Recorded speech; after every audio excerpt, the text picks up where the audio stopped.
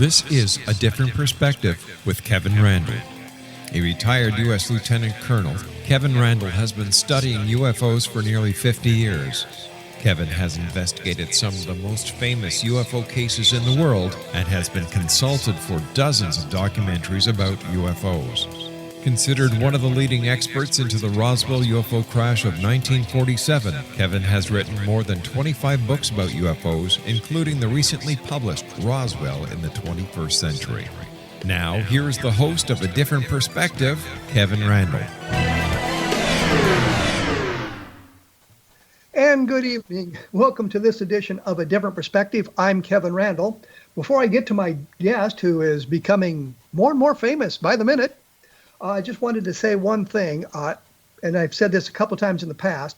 People have asked me about my military background and what happened during my experiences in the military, and I put up a blog called www.vietnamgroundzero.blogspot.com, Vietnam Ground Zero, all one word, and this is a list of my memories of the Vietnam War, going back quite a while, and that's why it says on there my mostly true experiences, because I'm relying on my memory for most of this. And the other thing I wanted to say quickly, I thought at one point of publishing some of the letters I'd sent home from Vietnam, because I do have them all, and I was reading over them the other day and realized they're really crummy.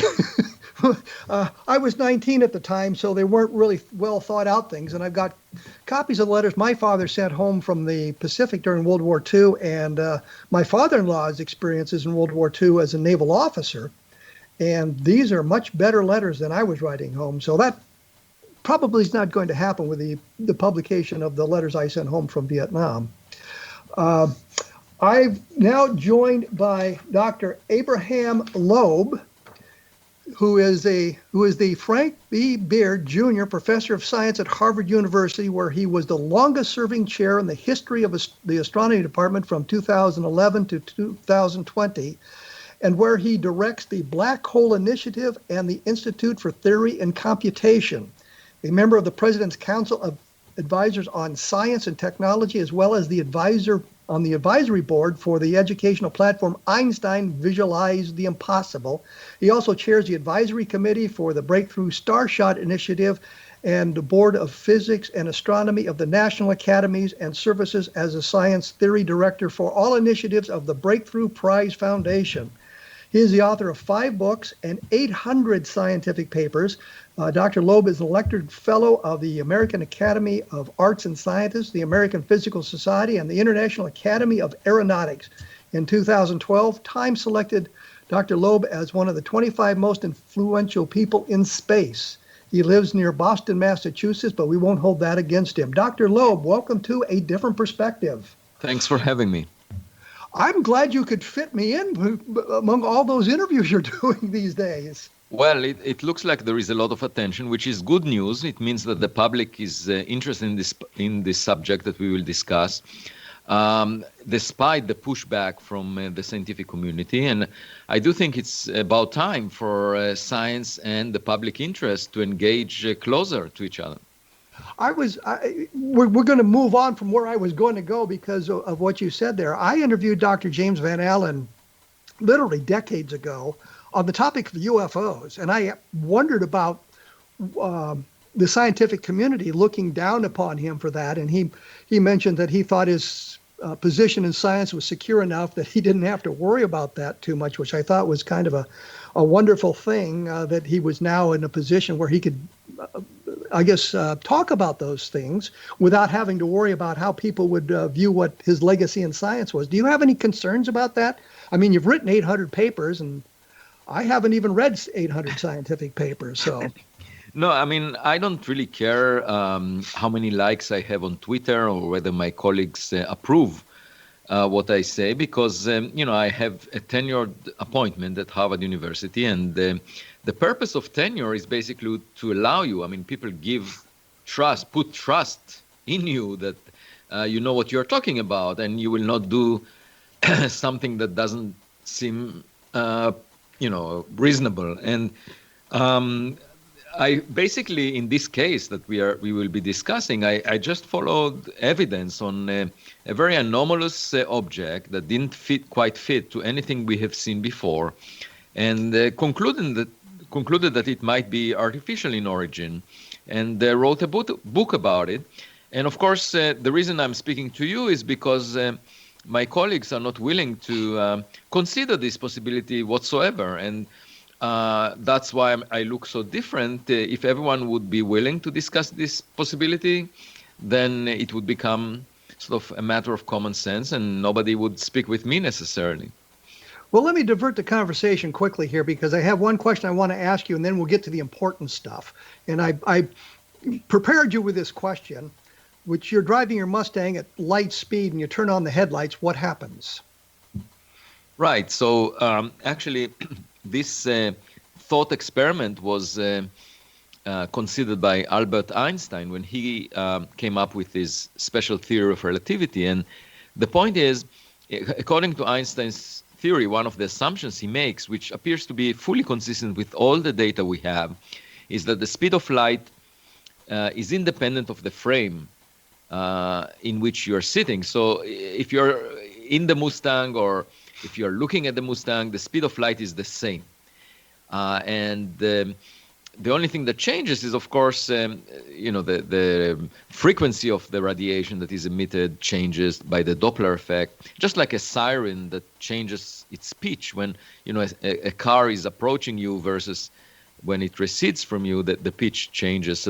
But that has nothing to do with the speed. I mean, the speed of light is independent. And so you would see the flash of light. It's just that the Mustang will move very close to that speed, and therefore it will pass by you roughly at the same time as the light is passing. So there will not be much of a time delay. When you're looking at a Mustang that moves very slowly, then you see the light first, and then after a while you will see the Mustang passing by you. But that's the only difference.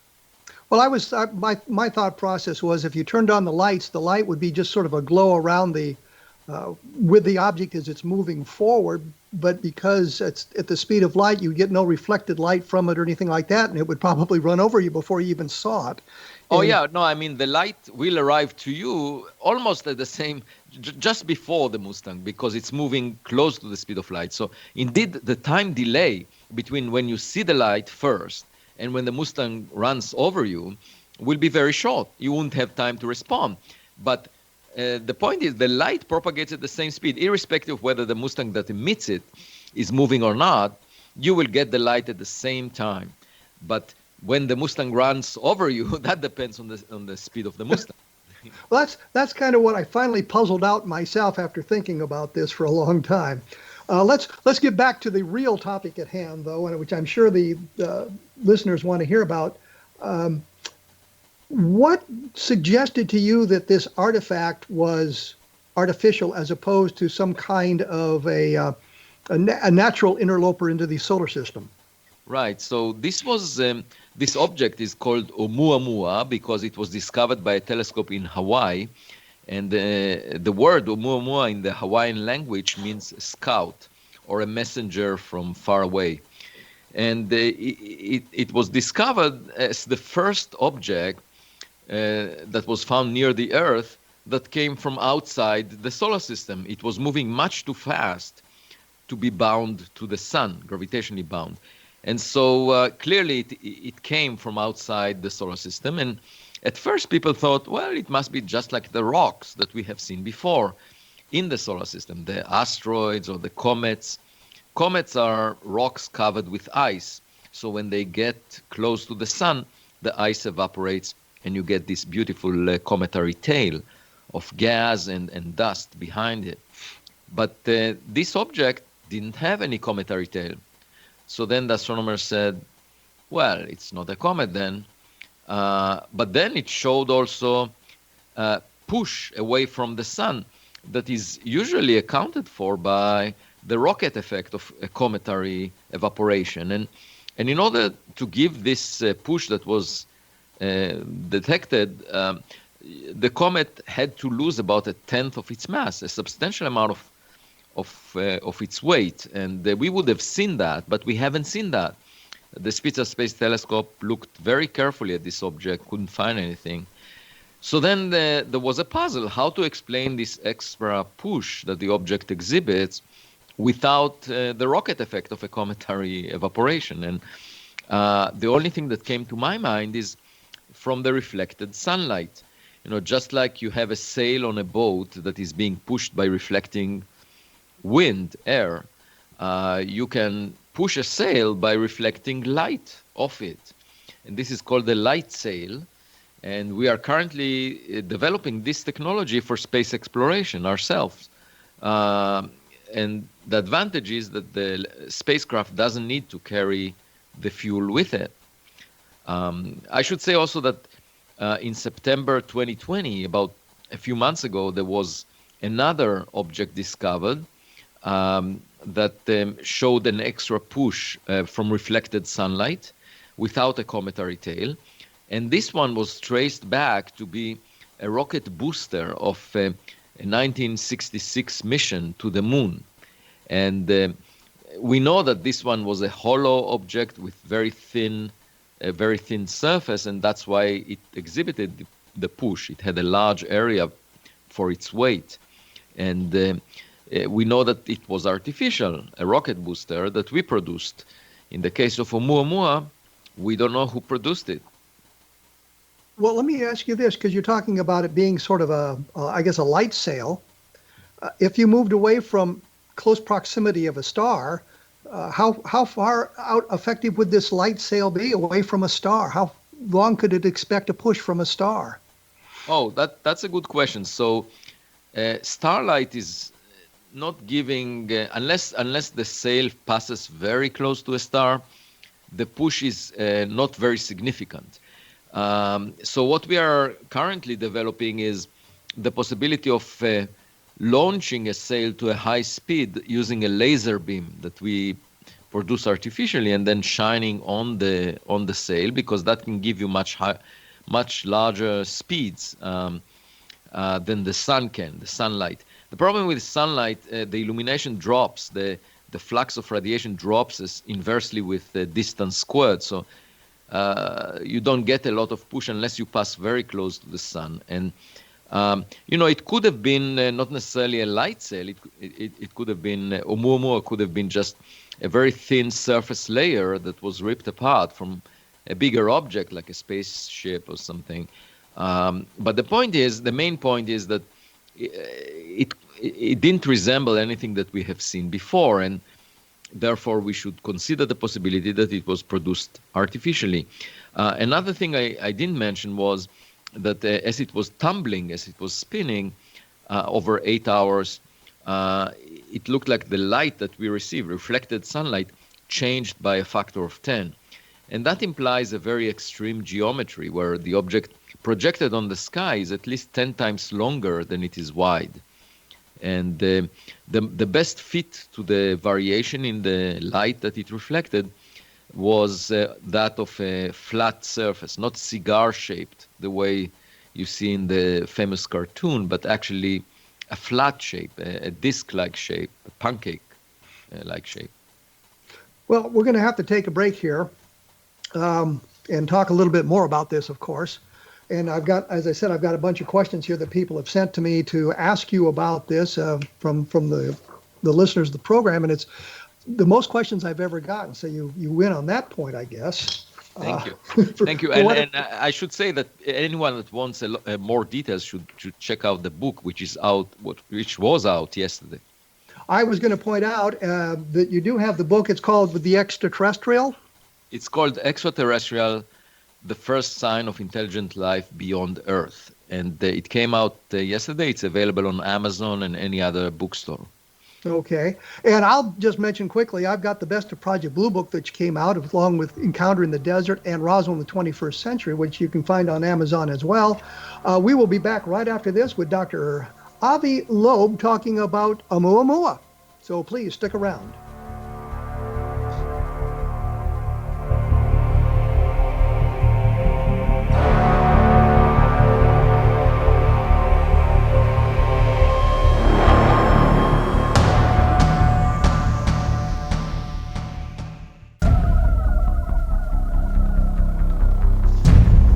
by Dr. AVI Loeb. I was just thinking beyond where I was going there. We are socially distancing because that's the thing we do in today's environment. I have just loads of questions here, and I'm not really sure where to begin. We've kind of talked about the light sail and the distance between stars and what the object looked like as it entered our solar system. I know a lot of the things speculated that it had come from the direction of Vega. And I was wondering, is that a legitimate projection point, or is there other points between Vega and Earth or somewhere else it might have come from? I mean, we've got it from that general direction. Right. No. So it turns out that this object was at rest in some special frame, which is called the local standard of rest, which is sort of like a public parking lot. That's the frame that you get to when you average over the random motions of all the stars in the vicinity of the sun. So each star has some speed, and then you average over that for all the stars, and you end up in the local standard of rest. And Oumuamua was at rest in that frame. And only 1 in 500 stars is so much at rest in that place. So it's sort of like finding a car parked in a public parking lot. You don't know which house it came from. And Oumuamua cannot be associated with any star in our neighborhood because all the stars move relative to that frame, and Oumuamua is at rest. And we don't know what that means, actually, but it's one of the strange properties of Oumuamua. So when we read in the newspapers or whatever that it came from the direction of Vega, that doesn't mean it actually came from a planetary system around Vega. No, we actually, the reason that we saw it coming from that direction is that the sun is moving relative to the local standard of rest in some direction, and the sun just bumped into it, just like a ship bumping into a buoy sitting at rest on the surface of an ocean. So the sun is moving roughly in the direction of Vega, and that's why it collided with this object, roughly in that direction. But it's because of the sun's motion, not because of this object's motion. Well, I think the information suggested it moved past Earth at about 60,000 miles an hour, which is relatively slow when you're talking about interstellar space travel. Is there any indication that it slowed down as it came near the solar system to kind of view what's going on and then was speeding up or anything like that? No, there was no evidence for maneuvering. So based on what we saw, in my view, even if it's technological equipment, it may be dysfunctional by now. It's not operational. I mean, it was tumbling over 8 hours, which indicates, it didn't have a stable, orientation, and it was tumbling and over 8 hours, and then it just passed by us, and it was mostly moving, following the force of gravity of the sun, and then on top of that there was this extra push. So I don't think it was trying to necessarily spy on us. Also, the other thing to keep in mind is it took it more than 10,000 years to cross the solar system. So 10,000 years ago, when it entered the solar system, we weren't interesting in particular for someone to spy on us, Well, you say it entered the solar system 10,000 years ago? Yeah, it takes a long time to travel, unless you are moving close to the speed of light. The nearest star to us is 4 light years away. So even light takes 4 years to reach us from that star. But this object was moving, at about 1 part in 10,000 of the speed of light. So that's why it takes it of all the tens of thousands of years to cross that kind of a distance.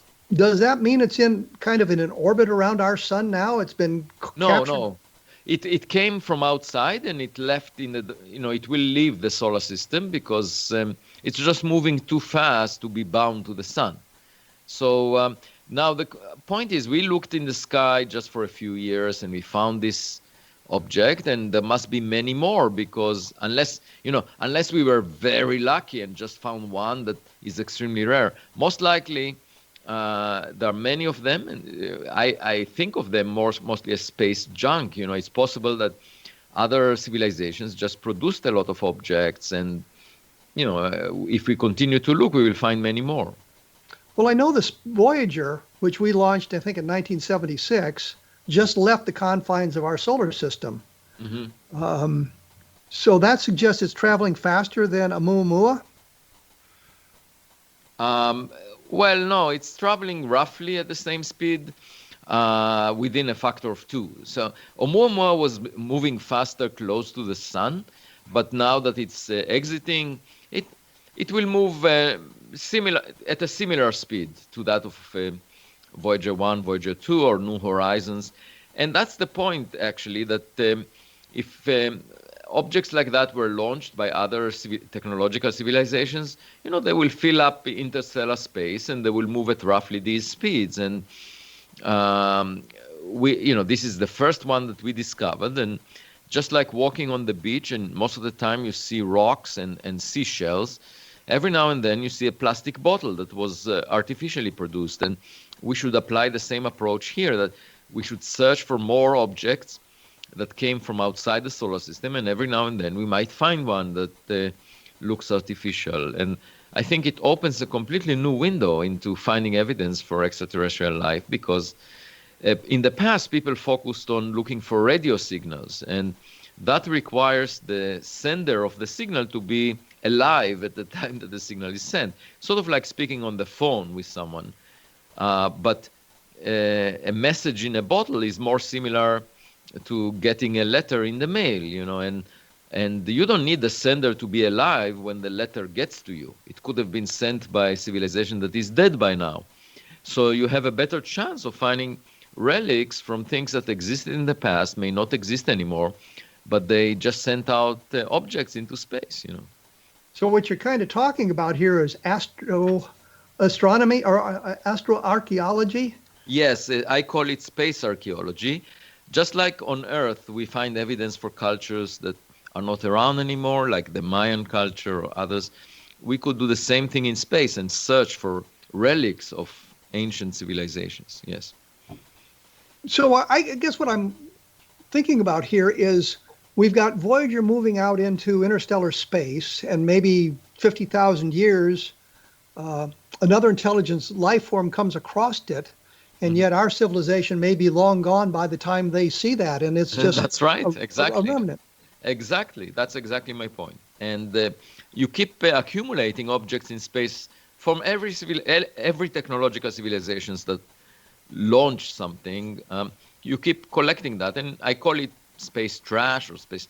Now, it's also possible that, that there are objects filling up interstellar space that are used as road signs, road posts for navigation. You can imagine a grid of such things placed throughout interstellar space so that, spacecrafts can find their way.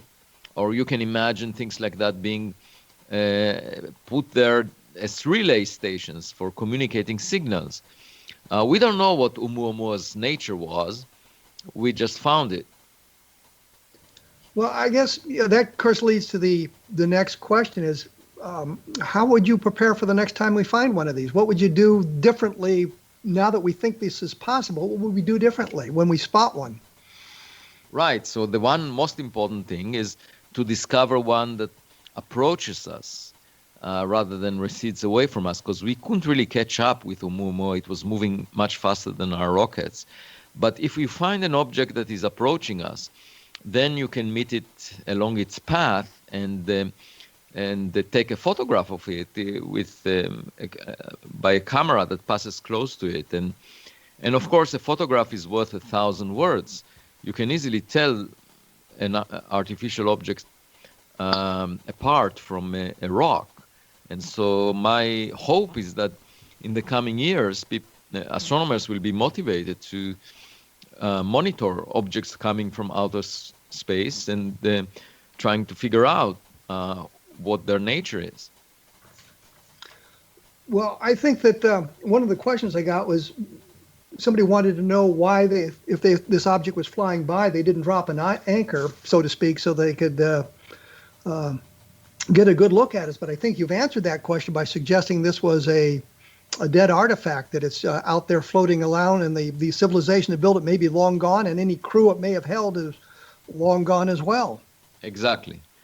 We don't know what its purpose was and whether whoever produced it is still around.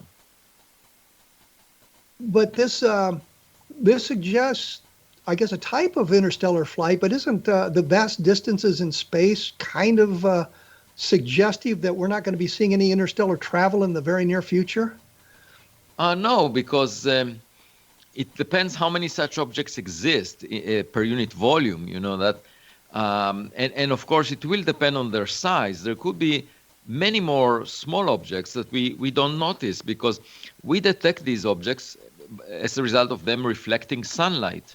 And if they are smaller than the size of Oumuamua, let's say 10 meters or a few tenths of feet in size rather than a few 100 feet in size, like Oumuamua was, which is roughly the size of a football field. If it's much smaller than the size of a football field, our telescopes are not sensitive enough to pick it up. And so there could be many more smaller objects passing through the solar system without us noticing them. And my point mainly is to convince the community to consider it as a new way, a new window into finding evidence for other civilizations. Well, I did a science fiction novel a number of years ago called The Rat Trap. And I mention this now because the whole purpose of it was a civilization had sent out all these things into space, and we detected one of them, and we got our astronauts to there, and they were captured inside. And the gag was they were looking for intelligent life that would be able to A, spot it, B, put somebody on it and get them inside the craft, suggesting an intelligence, and then the information would be sent back by radio as opposed to flying back through interstellar space. So it seems like we're kind of talking about this here, that this object, Oumuamua, may have been some way of just detecting another civilization or another more intelligent life. And the advantage of a physical object is that it stays around, and whereas the radio signal, once it passes by you, you can't detect it again. And so the thing is, we can figure out what happened a long time ago, and civilizations that are not around anymore. It's through the space archaeology approach that we were discussing before. And it doesn't necessarily mean just searching for messages in a bottle, but also looking for industrial pollution of atmospheres of planets around other stars, or some structures on the planet's surface, or photovoltaic cells on the surface of the day side of a planet. And that's a whole new window into civilizations that may be dead by now. And I actually, in addition to my book, Extraterrestrial, which details a lot of these ideas, I have also in 6 months a textbook about to be published that will provide the scientific background for all of this.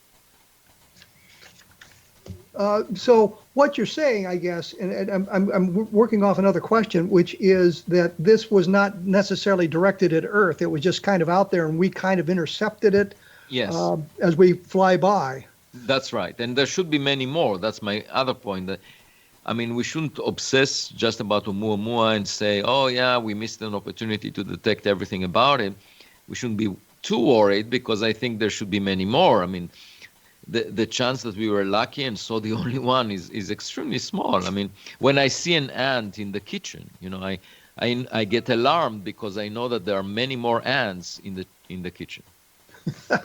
Well, we're going to have to take another break here. And I just wanted to mention there are some other fine programs about the paranormal on the X-Zone Broadcast Network. So take a look at the listings at the X-Zone website, and you'll find something that'll spark your interest.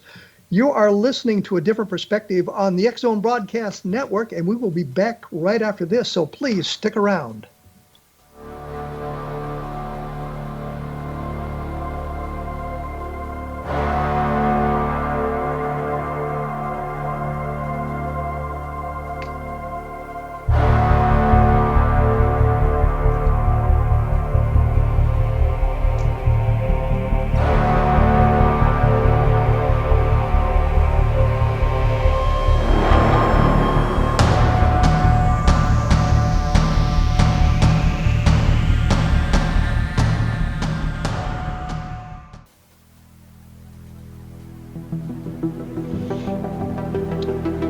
I am joined by Dr. Abraham Loeb, the Harvard astronomer who is proposing we have had an artificial artifact fly through the solar system, or is flying into the solar system at the moment. One of the things I wanted to talk to you about, which is kind of moving away from this topic somewhat, but it's into the realm of UFOs. I don't know what your feeling is about UFOs. I communicated with Harvard astronomer Dr. Donald Menzel many, many years ago when it's still in high school, as a matter of fact, and he was kind enough to send me a very long letter. But it was clear from his communications with me that he did not accept the idea of any of the UFOs we're seeing out there as being alien spacecraft. And I wondered if you did ever taken any look at that or had any impressions of what are some of the UFOs possibly alien spacecraft? Yeah, well, first I should say that I don't think we deserve attention because I don't think we're special or unique. You know, it always reminds me of the friends of my wife. When I started dating her, they used to think that there would be a prince coming on a horse and asking them to marry him. And it never happened, you know. So we have this fantasy that you know, we are really unique and special and merit attention. I think completely differently. I think that, you know, the Earth-Sun system is very common in the Milky Way galaxy. There are billions of other systems like it. And if you arrange for similar circumstances, then you get similar outcomes. So I would think that we are middle of the road kind of outcome. And you find many things like us all around. It's just like finding ants, you know, in a sidewalk, and you don't pay attention to each and every ant. So I don't think anyone cares so much about us to visit us and, you know, and attend to what we do. And but putting that aside, this is just my initial, you know, thought on this subject. But with respect to UFOs, you know, there is all this discussion about declassifying documents that the Pentagon has and looking back at reports that were filed decades ago. My point is we should look forward, not backward. These reports were based on instruments that existed decades ago, and now we have much better recording devices, you know, cameras and sound sensors. And so I think what we should do is simply deploy the best state-of-the-art instrumentation we have at those sites where the reports came from, and record anything we see, and then analyze it like a scientific experiment, you know. And you know, in science, things should be reproducible. You should be able to find the same results if you reproduce the conditions. And so rather than rely on eyewitness testimonies and things like that, we should just try to detect it ourselves and do it in an open way so that the public can see and the science community can see what exactly is being monitored, rather than rely on some eyewitness testimony that may depend on the eyes of the beholder or on the, you know, on some artifacts of the instruments that were used back then. And this way we can clarify the fog. You know, we can get a better sense of whether it means anything, rather than argue about, you know, the how reliable are these reports.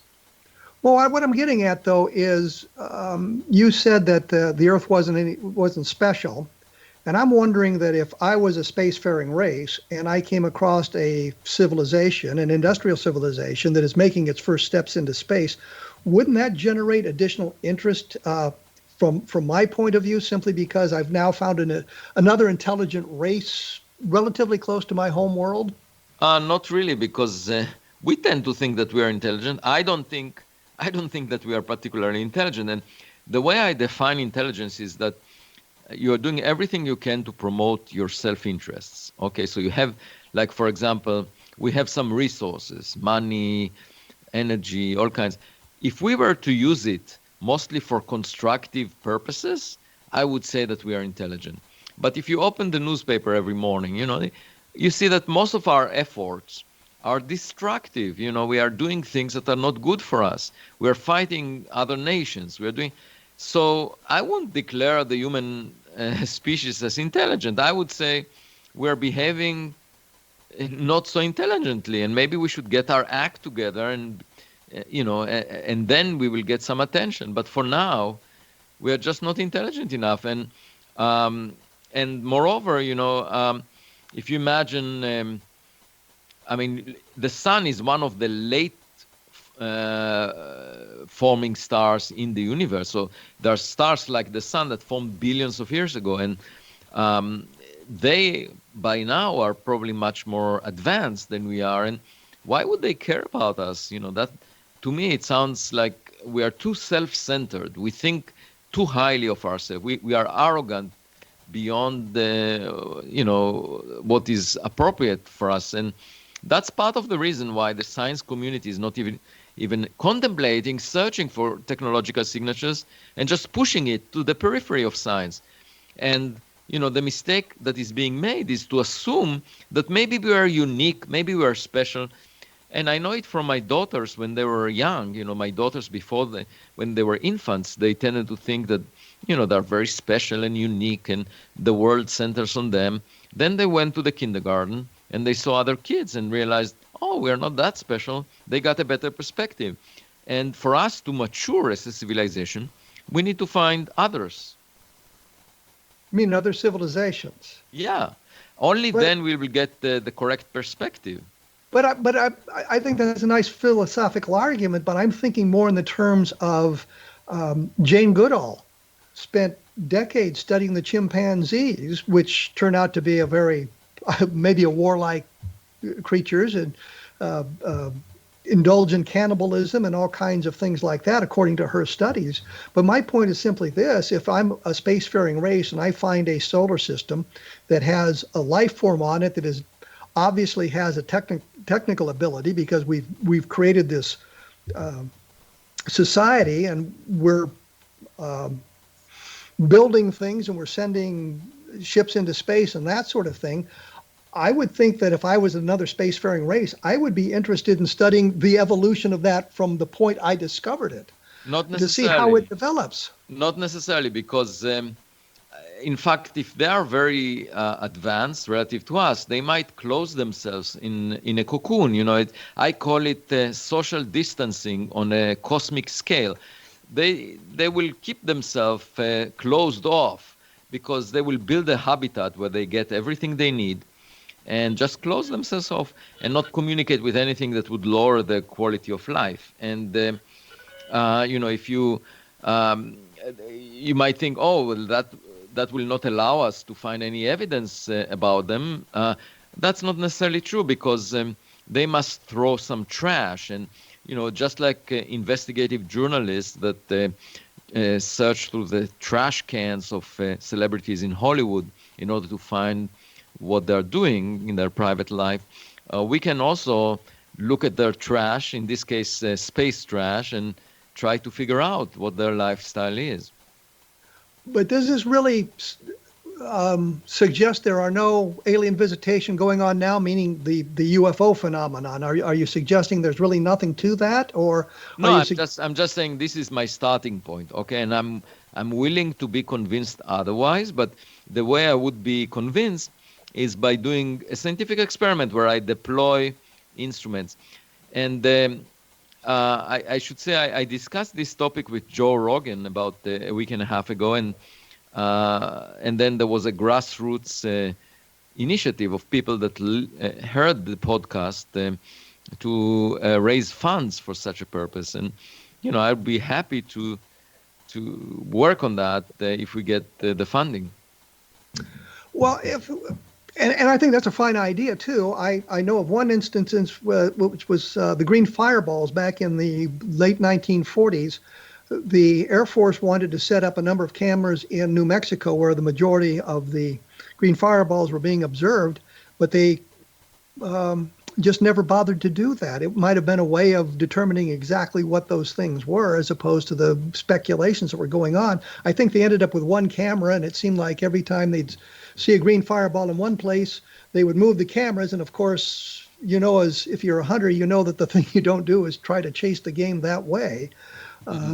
No, but I have a different approach in mind, that if we get proper funding, in principle, you can deploy a lot of state-of-the-art instrumentation that wasn't available decades ago, and we can check these claims. And I'm not talking about miracles that happen once in a lifetime. Let me interrupt you here for one very good reason. I don't mean to be rude, but there is something called the MARDAR project, which is any number of UFO investigators, researchers around the world who have set up magnetometers, basically, to look for the big magnetic fields that are sometimes generated or allegedly generated by UFOs and check those out. So that's kind of what you're talking about here, but part of it already exists as these are deployed in many, many places around the world. I think there's 124 sites right now involved in the project. That's exactly what you're talking about, though. They're looking for something specific, and if the detector goes off,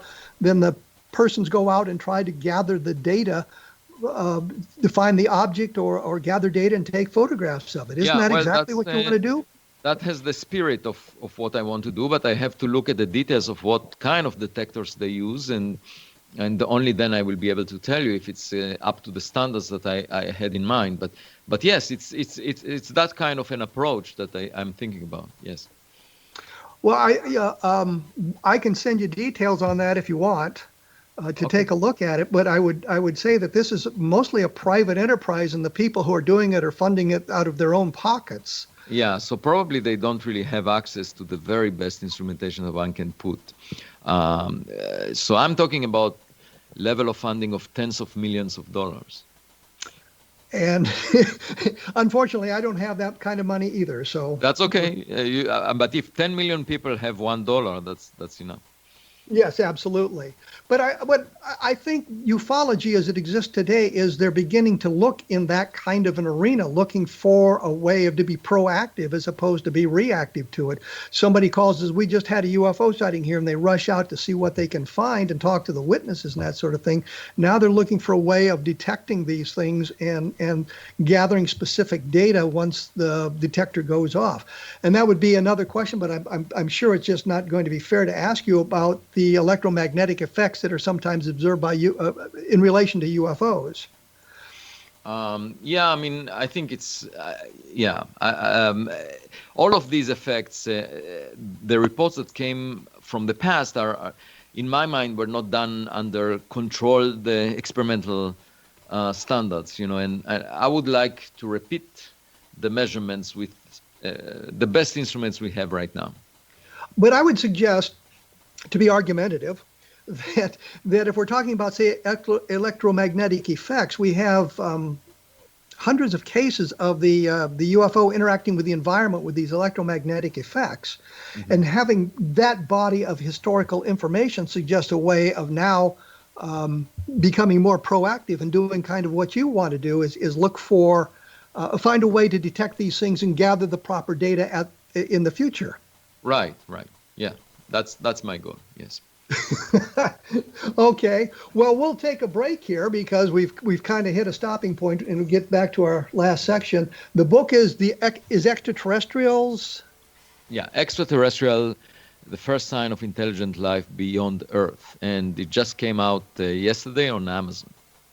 And it's by Dr. Abraham Loeb, and that's Loeb for those of you who want to know that sort of thing. And we will be back talking to him some more, a little bit about UFOs, and I'll try to phrase my questions a little bit better so that I can get to the answer I'm really kind of looking for here. As I say, we've got a number of nice programs on the X Zone Broadcast Network. Take a look at the website at xzbn.net, and you'll have a good idea of what's going on. I'll have additional information and probably a link up to this at www.kevinrandle.blogspot.com. I always try to put up a little bit additional information, and I'll link to your book as well when I do that. And take a look at www.vietnamgroundzero.blogspot.com. I will be back right after this with Dr. Loeb, and we'll talk about UFOs, so please stick around.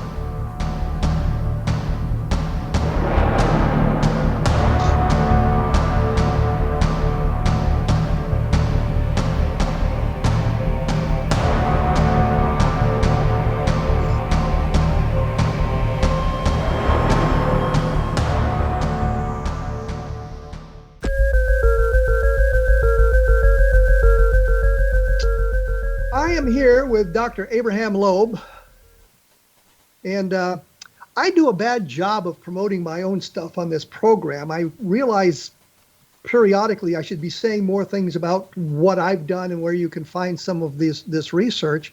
And I get so involved in the conversations, I forget to do that, and I forget to help the guest with promoting what he would like to promote and his products and his books as well. So I'll try to do better about that in the future. When we went away, we were kind of talking about UFOs, and I get the impression from our discussion that you do not really think that UFOs are alien spacecraft, or some UFOs are alien spacecraft, but you do not deny the possibility that these things could possibly be alien spacecraft. Is that kind of where you're coming from?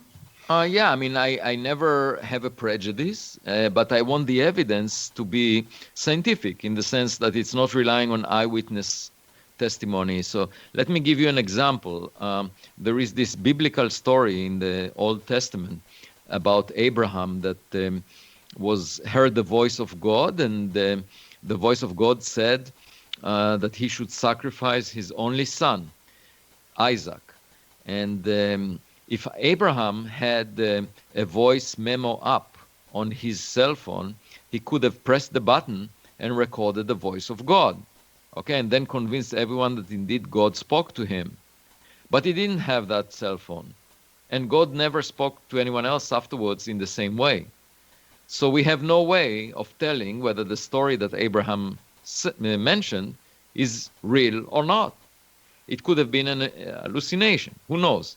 So my point is, in science, stories need to be verified by being reproducible. You need to reproduce the conditions and record them on scientific instruments. So I'm happy to listen to testimonies that say I was abducted, I saw this, I saw that, but it doesn't stand up to the standards of science, because in science you need objective measurements, like instruments detecting things, and then you analyze the signal that was detected.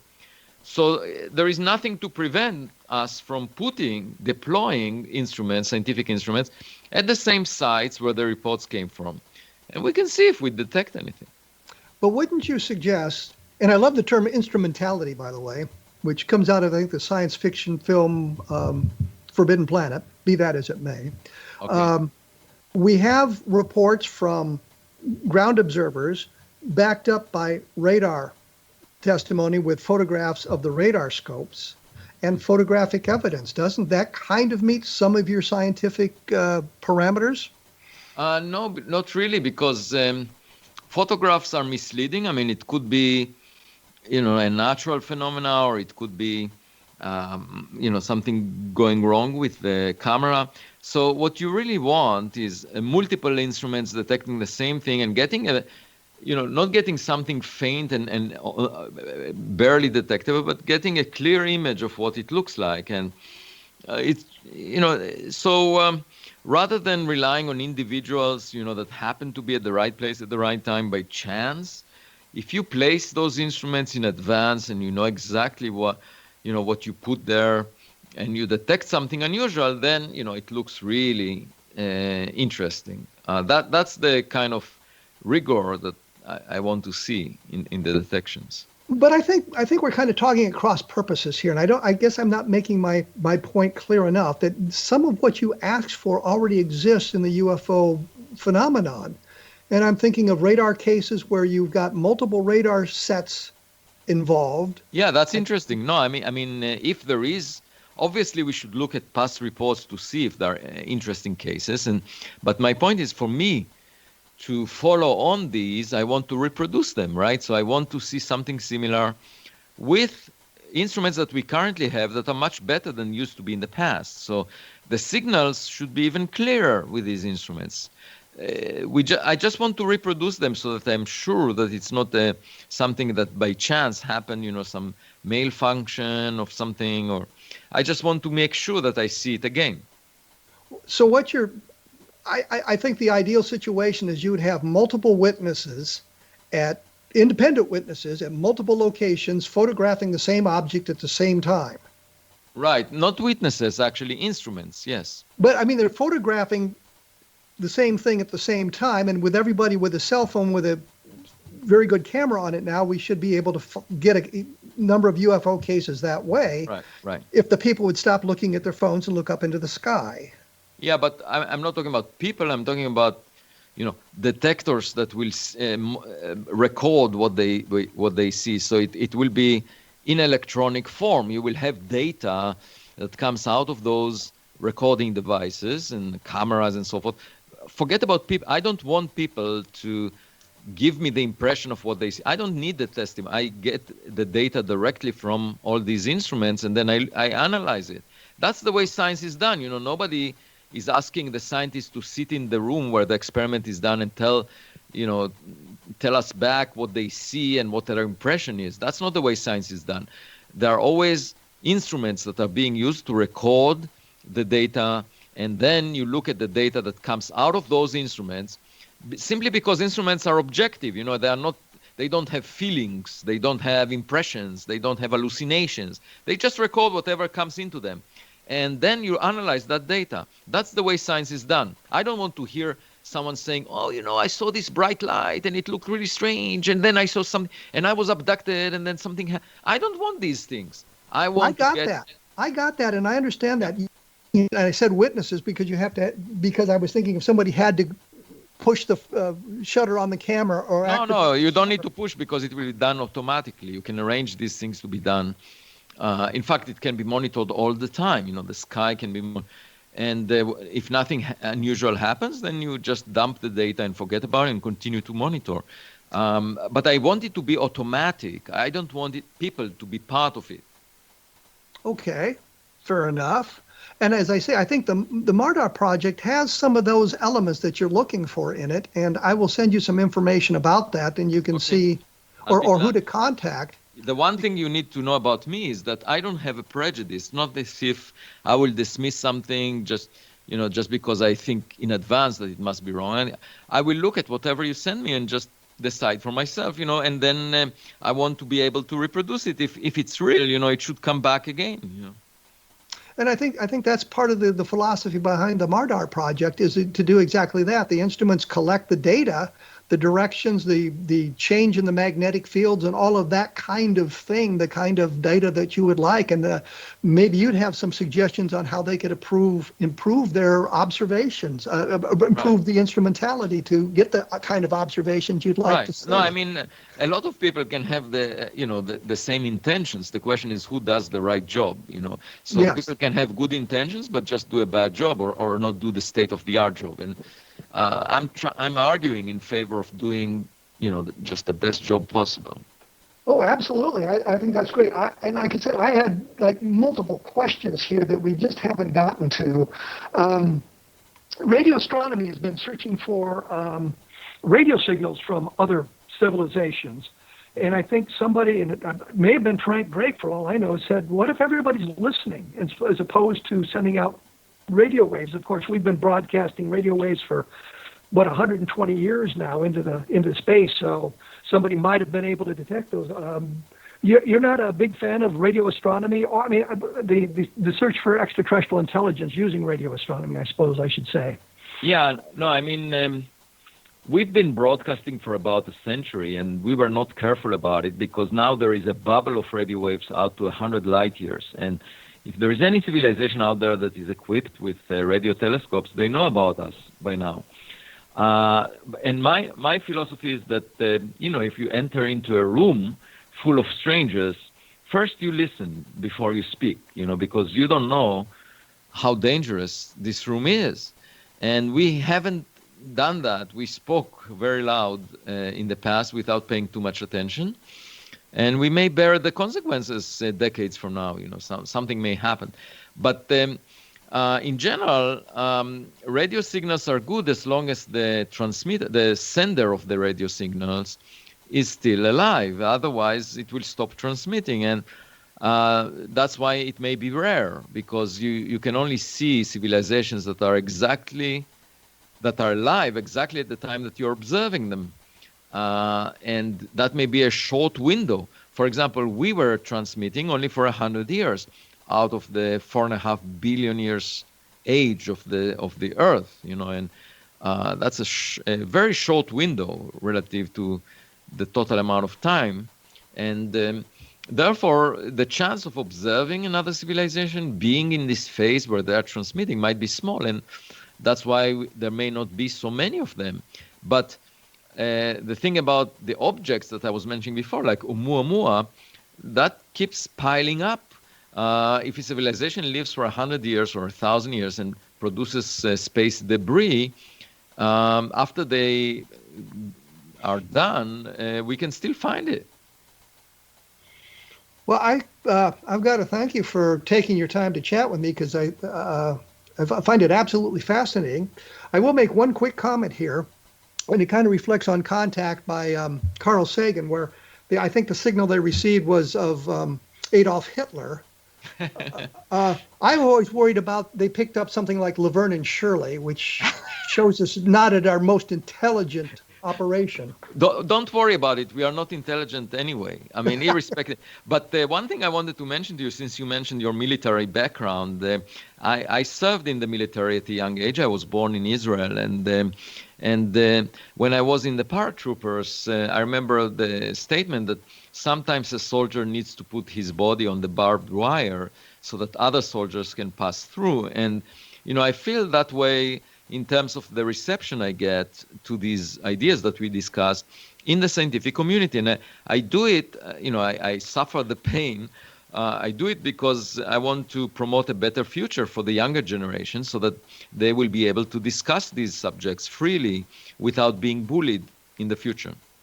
Well, I appreciate your attitude on that, and certainly appreciate your military service.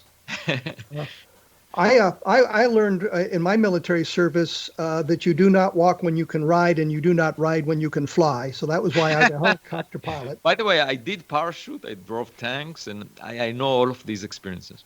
Yes, well, I flew helicopters, so I just flew over all of that stuff.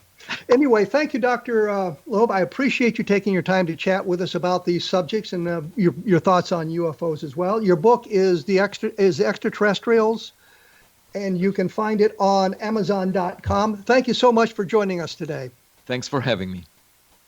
Next week, I'm going to be speaking with Don Schmidt. We're going to delve into the background of UFOs. I think we're going to have a chat of where ufology is going in the future, and what we've seen and what we think about some of the best cases, I suppose. And I'm sure Roswell will rear its ugly head during our conversation, simply because I think at this point, Don and I have probably studied it longer than anybody else who has been around, with possible exception. Tom Carey joined us at the beginning as well, so he's involved in that as well. The latest book that I have done, of course, is called The Best of Project Blue Book, and it looks back at some of the history, and I think it brings out some of the things that we were kind of talking about today, where instrumentality was involved. And I'm thinking specifically of the Washington National sightings, but there's also landing trace cases and that sort of thing that gets us to that point, and then suggests directions that we could go into the future with our investigations. And like I said, I had carloads of questions for Dr. Loeb, dealing with all sorts of things, and we just didn't get it to. Maybe we can get him back sometime to chat about that as well. I also, always want to say that there are some very good programs on the X-Zone Broadcast Network, and take a look at the xzbn.net website and see what might trip your trigger there. See what you might want to come up with in the future to take a look at. There's very good stuff there. Also, if you're interested in Roswell, take a look at Roswell in the 21st century, because I think it gives a better cold case examination of it than we've seen in the past. You have been listening to A Different Perspective on the X-Zone Broadcast Network. I'll be back in approximately 167 hours. Thanks for tuning in.